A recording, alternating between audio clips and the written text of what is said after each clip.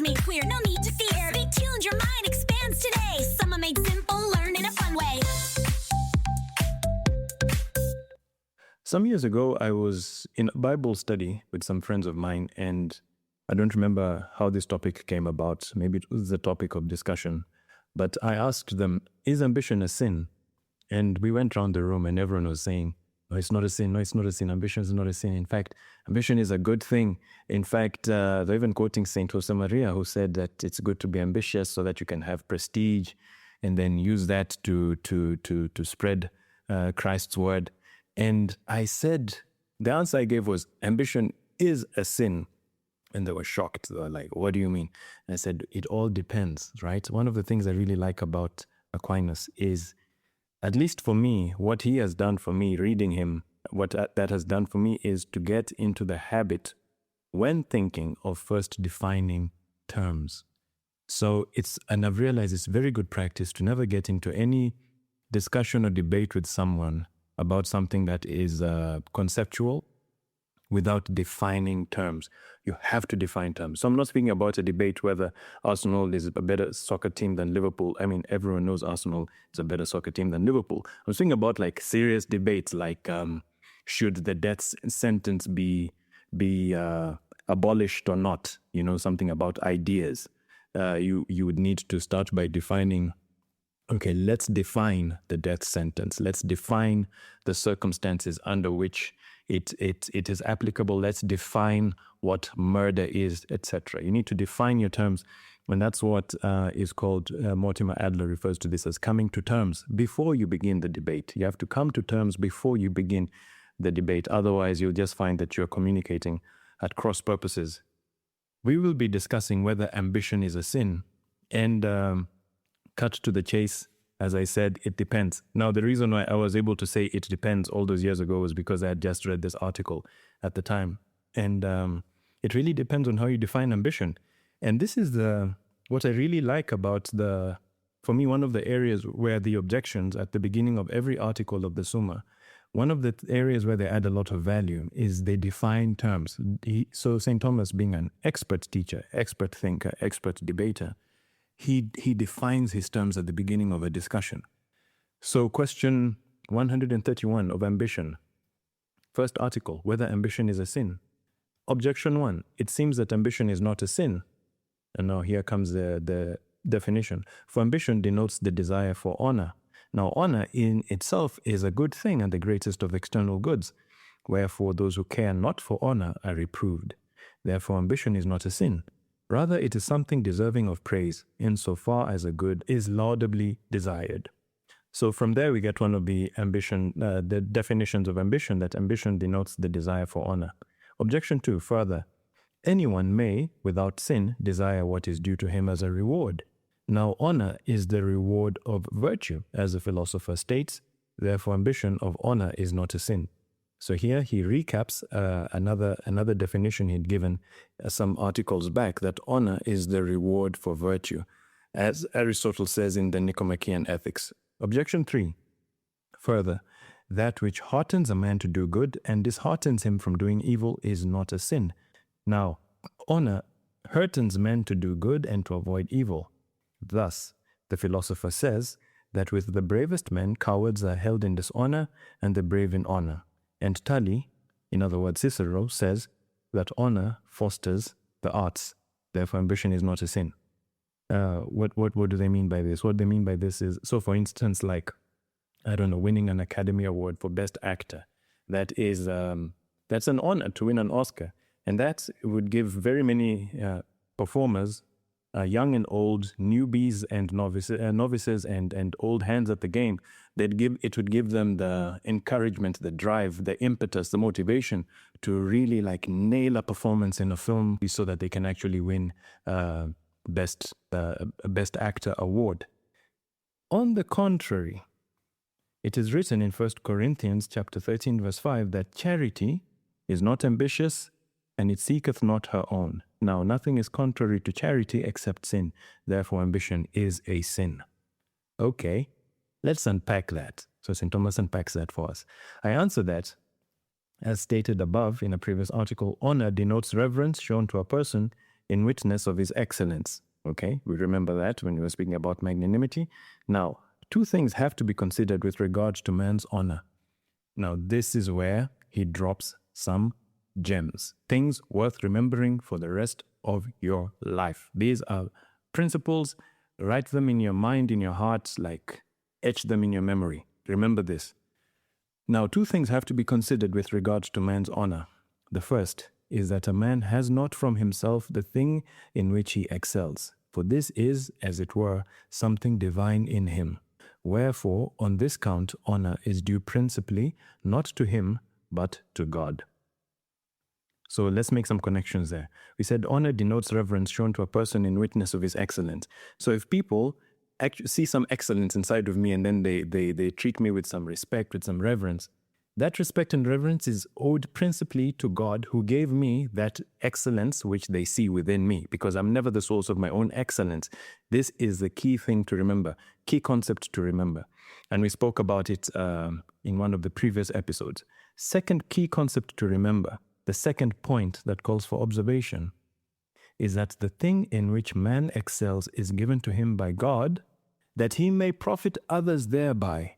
Wherefore a man ought so far to be pleased that others bear witness to his excellence, as this enables him to profit others. That is a key point. The reason why we should seek honor, prestige, esteem of other people, awards, recognition, is so that we can profit other people. How do we profit other people? Through this. We'll come to that shortly. First, let's finish St. Thomas's explanation of why ambition is a sin. After he's given he's going to define what ambition is, properly speaking. Now, the desire of honor may be inordinate in three ways. First, when a man desires recognition of an excellence which he has not, this is to desire more than his share of honor.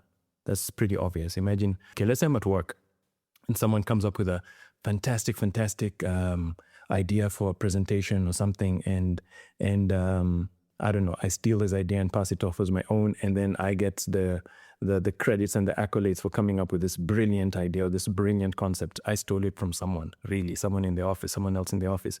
That is an example of someone who seeks honor in an inordinate way because he desires honor as a recognition for an excellence which he has not.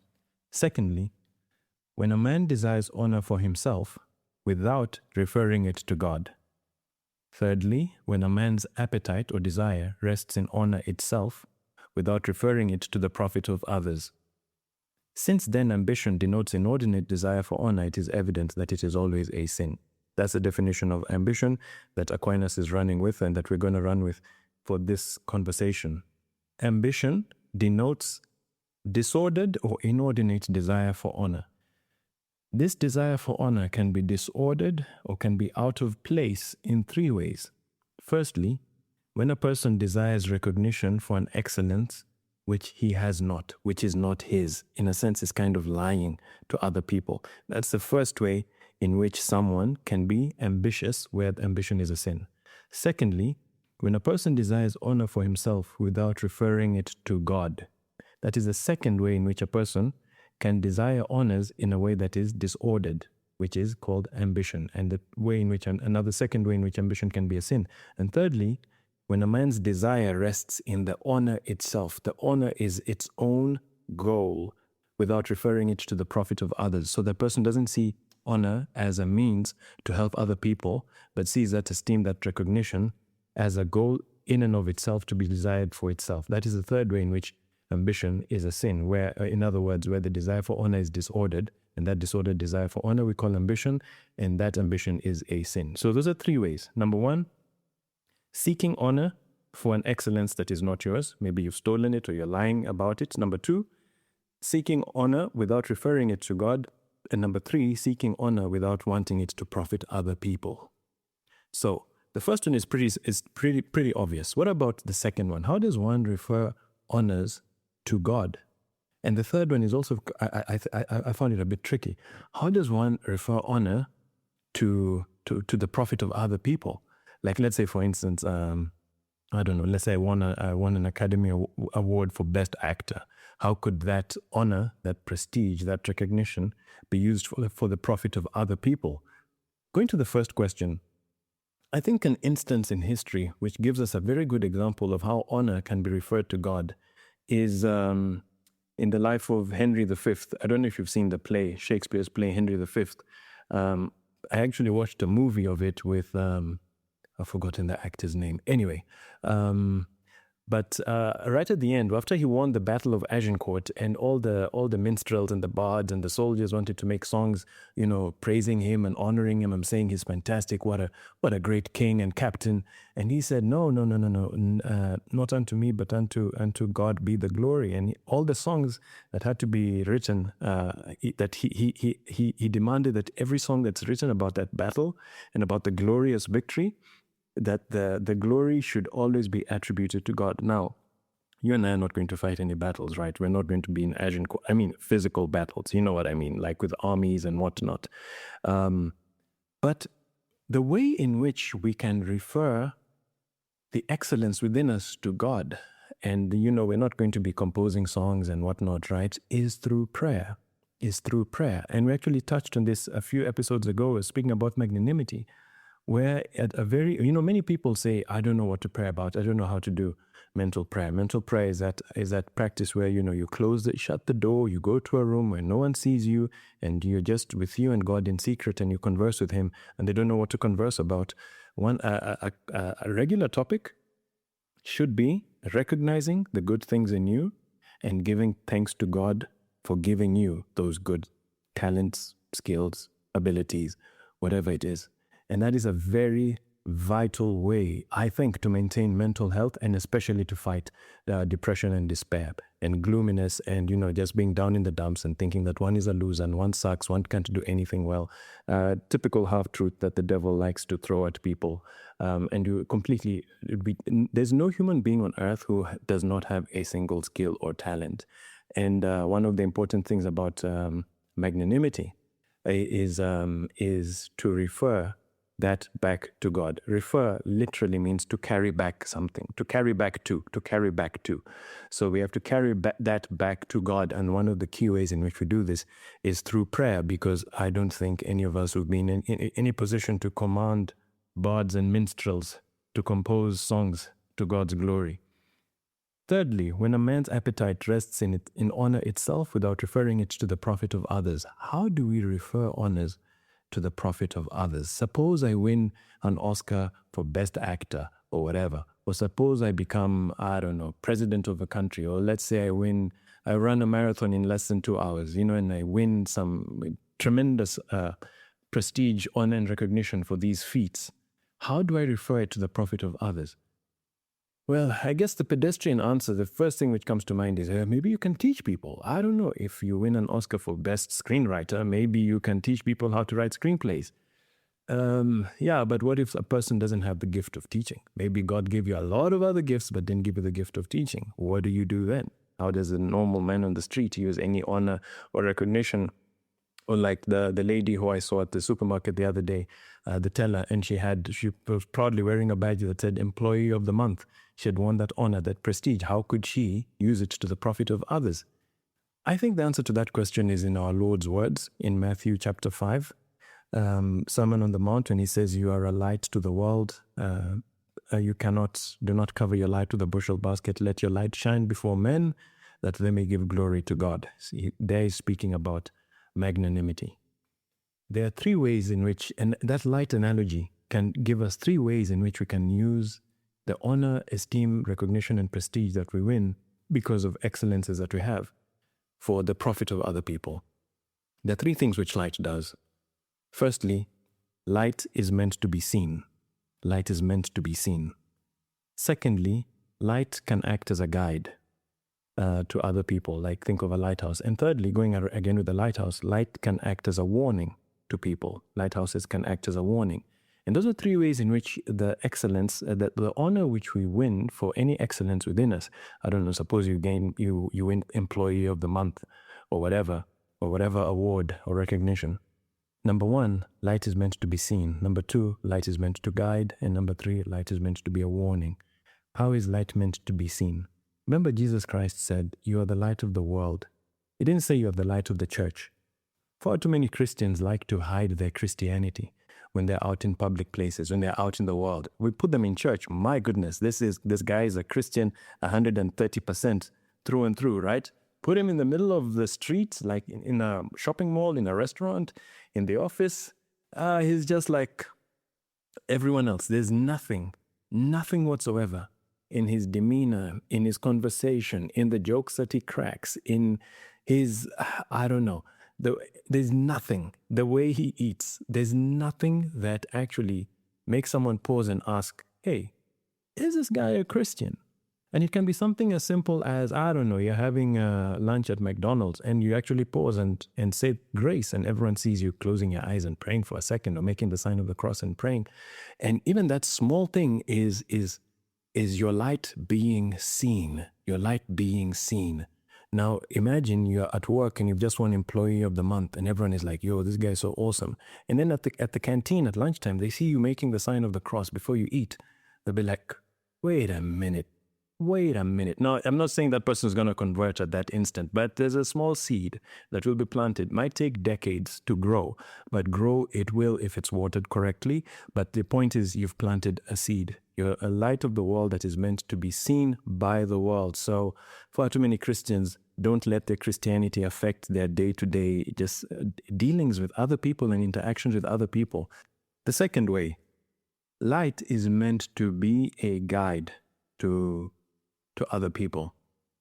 Again, I think this is an area where if someone has won some kind of esteem or recognition or prestige or honor because of, work well done or ability which they've honed to a superlative degree, and so they've been recognized for that, that person can act as a very powerful guide to other people. I think we see a lot of this, for instance, you see this, for instance, in the Oscars. There's someone wins an Oscar and then they take that opportunity in their little 30-second speech to speak about climate change or something. How amazing would it be? How amazing would it be if one day someone who won an Academy Award stood there on the stage and said, guys, I just want to say, mainstream media, shame on you for not speaking about the persecution of Christians in northern Nigeria. Shame on you. Or government of Canada, shame on you for mandating state-assisted suicide at the state level. Human life has a dignity which is inviolable from birth until death, and suicide is always wrong. Doesn't matter whether it's state-assisted or whatever. It doesn't matter. It's just wrong. I mean, that would be incredible. Of course, those clips would never go on the news, right? Because, news media probably is interested in that and being criticized. But that's the point. So maybe in your situation, in your capacity, I don't think you and I would ever win an Oscar, right? We're not that's not our line. Maybe someone who's got to win an Oscar is listening to this. I don't know. But the point is that you're at work, maybe you've won some award, some recognition, some certificate of recognition of something. But you're meant to be a guide to other people. It can be something as I don't know, it can be a situation where it's a town hall meeting. Your CEO has called a meeting with everyone and you're discussing something that's going to affect everyone. I don't know, the CEO says something like, we want to cut down maternity leave for mothers. And then you realize that, wow, this is going to really be hard on those in the company who are moms, and you put your hand up and you're like, no. That is completely wrong. We have to respect mothers and respect the family and protect the family and uphold it. Some things are more important than profit. And because you won that award, because you had that recognition, that prestige, people would listen to you. The third way, a light is meant to be a warning. A light is meant to be a warning, like a lighthouse. I have a niece, a 5-year-old niece, and shame, I'm such a bad uncle. I like to make fun of her sometimes. Her favorite color is pink. And so from time to time when I'm talking to her, I tell her, listen, I'm going to buy you a blue doll. I'm going to buy you a blue toy. I'm going to buy you a blue something. She hates blue. She loves pink. And that really annoys her. And some days she just laughs and tells me, stop mucking around. And other days she gets really upset. And for me, it's just interesting to watch personality development of a 5-year-old over time, when they know when someone is joking and when someone is serious and how their moods change. And when she's angry, she tells me, Uncle Fidel, stop making fun of me. And I just laugh. I'm such a bad uncle. But I don't take it seriously. Why? Because she's 5. But if my mother were to tell me, listen, stop making fun of your niece, I would listen. Why? She's got moral authority to warn me and for me to listen. It's the same thing. When someone wins honor, esteem, recognition, prestige, it gives them a certain moral authority with which they can warn other people when they have gone off the path or when they've done something wrong. It gives them the moral authority for people to actually listen to them. So those are three ways in which honor and recognition can be referred to the profit of other people. I want to quickly go through the objections because we're running out of time, and just to highlight replies to the objections and to highlight some things which stood out for me, which I think were very, very valuable. Of course, the entire reply to the objection is valuable, but these are just points which jumped out for me. Firstly, reply to objection 1. The desire for good should be regulated according to reason, and if it exceeds this rule, it will be sinful. In this way, it is sinful to desire honor in disaccord with the order of reason. Now those are reproved who care not for honor in accordance with reason's dictate, that they should avoid what is contrary to honor. What is the main point here? The main point here is the good of reason. Reason is what should guide our desire for honor, and that's what transforms this desire for honor from ambition into magnanimity. Reply to objection 2. Honor is not the reward of virtue as regards a virtuous man, in this sense that he should seek for it as his reward, since the reward he seeks is happiness, which is the end of virtue. So many people like to say, or I've heard it said, I don't know if many people say it, but I've heard it said that virtue is its own reward. That is incorrect. The reward for virtue is happiness. More on that in future episodes, God willing. Reply to objection 3. Just as some are heartened to do good and disheartened from doing evil by the desire of honor, if this be desired in due measure, so if it be desired inordinately, it may become to man an occasion of doing many evil things, as when a man cares not by what means he obtains honor. Wherefore Sallust says that the good as well as the wicked covet honors for themselves, but the one, that is the good, go about it in the right way, whereas that is the other, that is the wicked, through lack of the good art, make use of deceit and falsehood.